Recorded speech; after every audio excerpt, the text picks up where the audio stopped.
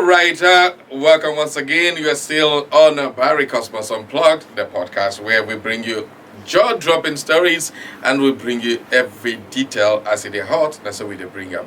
Now, this is a podcast where we analyze, we dissect, and we bring you every little details as it concerns the happenings in the society. Today on the show, we will be taking a look at the NDC, which has now suddenly become the bride of politics in Nigeria, the NDC. Obi Kwangbaso has since joined the NDC, and as soon as they joined that, barely 24 hours, 48 hours, we are hearing another litigation matter. Litigations have been used to scatter all political parties because that's the latest word we have been hearing, scatter them. Is this another scatter them syndrome that is coming to the NDC? Will Peter Obi ever be on a political platform without litigations happening every day? Well, these and many more we will be trying to dissect today on the show.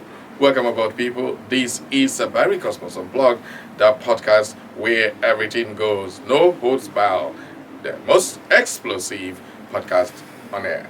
Welcome aboard. My name is Barry Cosmos, and of course, I will be discussing with a legal practitioner, a legal luminary who is also an executive of MBA, I think so. And of course, it's good to have the pleasure to welcome the director of Valley Solicitors. And of course, he is the chairman of Ikedu Lawyers Forum here in Imo State, Barrister Chuks Aguba. Good afternoon, Barrister. Yes, good afternoon, Barry. And I'm kind of encouraged by your new establishment. Thank you so much. Well, need I remind you that the one man who has made this possible is sitting beside me here. When this whole idea floated, he just said, hey, go and stop wasting time. And that gave me the ginger to do where we are today. So please, everybody, tell me a good like there. I appreciate you for all you've done. And this is what we have started today. We are now making it a reality. Yeah, it's awesome. It's awesome. I'm encouraged. So let's go straight into the business of the day. The NDC is now the latest bride. Yes. And that is where everybody is now. And Phil has reaching me. Phil, I say don't join them. I'm being led by the Spirit too. You're being led by the Spirit. Well, I've not joined. All right, so let's go there. The NDC is now the latest bride, and what do you make of the NDC all of a sudden becoming this huge? You know, I earlier told you about this, that where Obi was, that kind of a loose arrangement wasn't going to help him get to anywhere. You know, when I said it earlier concerning ADC, you didn't really get me, but I said it categorically. Yeah, I remember. Unequivocal. I told you that arrangement, you cannot, you don't want to rescue a people, a country, and that you now have a collection of questionable characters. You have so many questions to answer. You have a collection of questionable characters, and one man goes there whom the people believe in, and he joins them, and he feels this loose arrangement, not even merger, just a loose arrangement. You know, they gathered, called themselves, or everybody is targeting the incumbent. We want to pull him out. Nobody is talking about what they are bringing on board. And I told you that's kind of loose arrangement, no manifesto, no ideology. It cannot deliver this country. And it happened. I think he must have slept and considered it widely and objectively and comprehensively, and came to the conclusion that the best thing for him to do is to move on and join a party, a vehicle that can take him to that place, because ADC is not a good vehicle at all. I kept saying it from day one. It's not a good vehicle. Why was ADC? You keep saying ADC is not a good vehicle. Is it the party or the individuals that make up the coalition? The party is the element of the vehicle. You cannot talk about the vehicle without the individual. For instance, the individuals are what makes, they are the element in the party. So they are the actual drivers of that vehicle. If you have a vehicle and the driver is a bad driver, you are going to, exactly. So that's just the thing. They are the people who have gathered there. They are the problem. Okay, now NDC Obi has joined NDC, and all of a sudden litigations are beginning to fly over. Yeah. Now, one Abo is saying that the NDC is not supposed to be a political party in Nigeria. It's no longer just about who is dragging now. It's a matter of, will the NDC be on the ballot? That's the issue now. But you know that in Nigeria, I understand that what happens is the problem is Obi. You know, now there will not, you find out that there won't be any much problem with ADC because the real issue with has gone, which is Obi. You understand? They are not afraid of Atiku. What makes you think so? No, they are not. They are not. They are not afraid. Nigerians wouldn't even vote Atiku. So their people are not afraid of Atiku. The presidency, they are not afraid of Atiku. There's only one man they are afraid of. Will be because the people are going to follow him. So they are not afraid of somebody they already know his antecedents. Probably they know it won't be the people following him. It will be maybe other way rounds, and they understand the other way rounds more than him. But they know the other game more than him. Let me tell you, President Tinubu understand this game. He's not Jonathan. He's not Jonathan that will chicken out. He knows the game, so he's somebody that will stand there and fight it. So Atiku is not his problem, and the only people Tinubu is afraid of is the people, not any other personality, because he knows all of them are the same. So the only person, let me tell you, the only people he is afraid of is the masses, not the other politicians. And he knows the only person that commands the masses is Peter Obi. And that's why they have gone to start litigations now. And we understand that's not an issue. Do you think the courts now are playing a role in this, welcoming these litigations and having courts don't welcome litigations. You know, when you come to court, even if you come to court to say that your mother is not your mother, or your mother is not a woman, that is a man, even court you file it, it will go through the registry and enter inside the court. It's when they now call you, no matter how frivolous, somebody now need to come and say, no, this matter, the courts, there's nothing here. There's no cause of action. But it can't be saying the mother is not the woman because it's the mother that gave birth to him. Someone have to now argue it and convince court. You can't throw this away. So court doesn't just welcome. If you want to do anything in court, you go through the registry. Once you file it, you pay. They want you to come and pay. All right. In this whole arrangement of the NDC right now, the NDC is being accused of not supposed to be a political party. That it was a court pronouncement. It didn't go through the normal INEC processes of registration of a political party by the ADA, which was supposed to be the platform which Obi was supposed to run on before he hit a snag in the registration process. And now they are using that same pattern to say they're not supposed to be a party. What do you think this would amount to in the long run? I don't see that matter going any far. You see, let me tell you, the issue of registration of political party, much of the discretion lies with INEC. Okay. Much of though there are constitutional requirements, you know, when you look at the constitutional requirement, like the national spread required of every political party, you must have that national spread. That is the number one requirement. It's not supposed to be regional. That's why ABGA, all of them, you know, they started having national spread because that's one of the requirements. Okay. And then you're going to have offices. And your headquarters must be in Abuja, has to be in Abuja. These are requirements. And when you meet the constitutional requirement, and who determines the existence of all these things is INEC. Okay. So the discretion lies with them. They are the one that goes for inspection or to ensure that the requirements are met. They are the one that receives your application, your constitution, your manifesto. These are the things that you attach to your application. For instance, your manifesto, your constitution. They receive it, they vet it. They are the ones. The discretion lies with them to say that somebody is qualified. And when somebody is registered, there is what we call presumption of regularity. Okay. The presumption of regularity is that which ought to be done has been done in the regular way. You understand? Meaning, if they have been registered, it means they have gone through the regular process of registration. You cannot come after someone is registered and is there. You now start attacking. You said he did not. Whatever thing that has happened, there is presumption in his favor that he has done all that. Now they're saying it was a court pronouncement.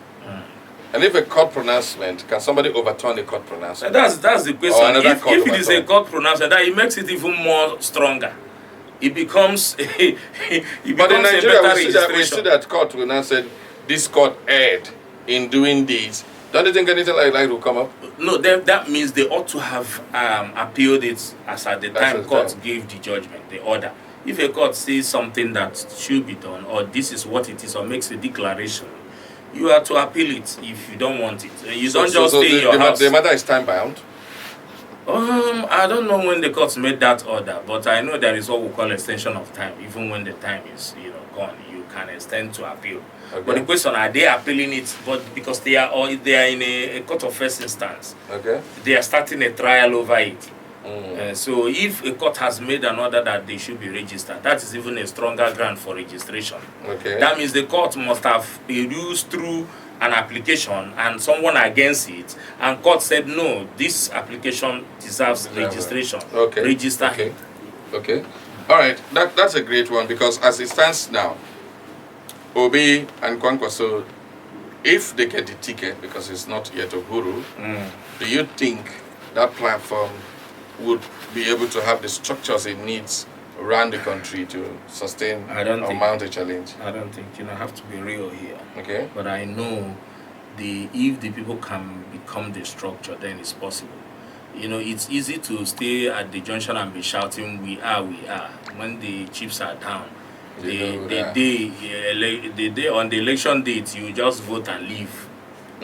That won't happen. There's no miracle about it. If the people will become their structure, then they will have a good structure. Is this not a repeat of Labour Party scenario where some of them won election, like here they have all defected to the other parties? It's likely to happen, but I am also looking at people now thinking that we are not going to give everybody that free way to use us to enter into office in the name of Obi. People are also considering we are only going to focus on Obi, not party this time around. But I know it's difficult to happen, because if elections are going to happen simultaneously, like the federal elections and the presidency, you're coming to vote that day. There's no way you begin to look for this and this. We are not that politically educated to be able to say I'm separating the two. They will only go by the symbol. What is there? Is it umbrella or is it this? They will tell you. The signal of NDC is not a very popular one for now. Yeah, it's not. And personally, I'm still yet to even know what it is. Know what it is. At the end of the day. But even at that, it doesn't take time for it to spread. Is this obese movement from the ADC to the NDC, is it not like handing over the presidency to the president? Wherever he stays. Divided, they can stand a chance. Let me tell you, it's not true.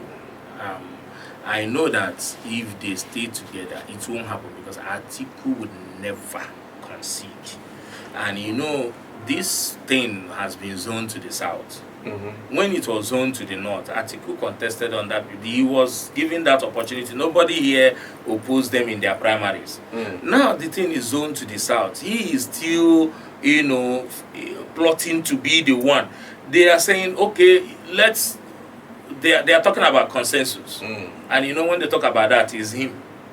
It's him now. He is the owner. He is the one everybody is rallying around. And the truth is that I believe even if it happens, it's not a handover. It is not just a handover, but it's because at this moment there has never been any opposition. Okay. Even with the ADC, there was no opposition. And I have been saying this. With ADC, there was no opposition, because number one, I compared ADC with APC in 2013 or what. I told you during that time, there was a merger. There was a merger. This party came together and formed a brand new one. Yes, ACN came, this one came, all of them came, and there was a new constitution. There was a merger process. They all agreed we are going to form APC. Or let's use APC as our But they tried doing that. The INEC blocked it with the ADA. No, there wasn't. There was an ADA movement. But anyway, ADC, INEC said ADC. No, not ADC. I mean the coalition. The people, when they wanted to start, they looked at the ADA, which was not given the permission to become a political party. So that's why they settled down for the ADC as a platform. And now with all these litigations are coming around now, another very big confusing factor is that people are saying that Obi chickened out. I know. Obi chickened out because he could not defeat Atiku in a primary, even if it is free and fair. No, this is Nigeria. Others are saying he left because the courts were going to throw him out. Since the Supreme Court refused to rule on that matter and send them back to the Federal High Court, that it was just going to be carried on till the dying minute where Obi can no longer do anything. Be on the ballot. They will not give him this thing. Obi said he's going to be on the ballot. That's why he left. So on these two interpretations, where do you stand? I don't think he chickened out. This is wisdom. When one is using wisdom, you don't stay where you know there's no road and you continue to knock on the door. When there's no road, there maybe there's a wall. You've seen there is a wall and you're knocking. You only stand at the door and knock, not on the wall. So ADC is like a wall. And him going there from the one, I never approved of it. I was disgusted. I stated it from the one that going to ADC is like entering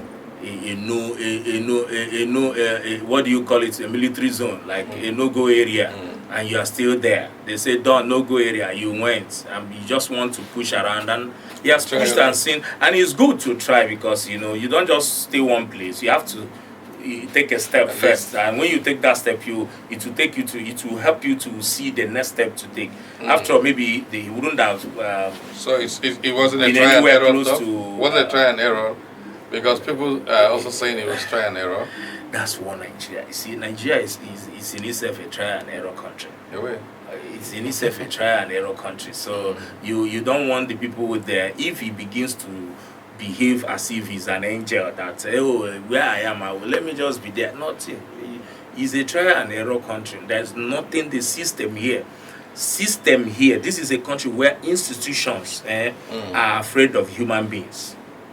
All right. Which is the other way around. Human beings should be afraid of institutions, not institutions being afraid of human beings. So you see, the institutions they're afraid of human beings, and one of the human beings in that institution now is Atiku. The entire institution they gathered around, they are afraid of him. And you don't want him to. It is what is obtainable here. All right. Well, great. Just finally, do you think this whole thing is going to go down the line haywire in litigation, like Labour Party, like ADC is going to do? NDC, are they going to get involved in this kind of I see it happening because the opposition, the ruling party wanted to achieve is to make sure this man is not on the ballots. Well, Kwangwasia is also a factor in this. Is he coming for presidency or what? Well, we hear the OK movement has been formed. Kwangwaso has been formed, and this is where it's going to be a good one. It's going to be. It's going to give them the momentum to push. That way, that means Kwangwaso last time won about 5 states in the north. Just one state. One state. Okay, he won about one state. In Kano, sorry, one state in Kano. And anything going by, if the north sees that prospect in them, in him combining with Obi, the east, because whether you like it or not, the east here will vote Obi. Even if Obi is going to lose. But the factor remains that the eastern votes are not much all the time. That's what I'm telling you. That if they come in block and the north, Kwangwaso has anything to do with the north there, it will work out something good for them. But it's not easy. It's not going to be easy to win an incumbent like not every other incumbent. Somebody like Bola Ahmed Tinubu, it's not easy to win him because this is a man, before he became your president, he told you that you have to seize power and run. And now that he has the power, you think he would drop it like Jonathan, a class teacher. He won't do that. He's holding it like a politician, not a class teacher, Jonathan.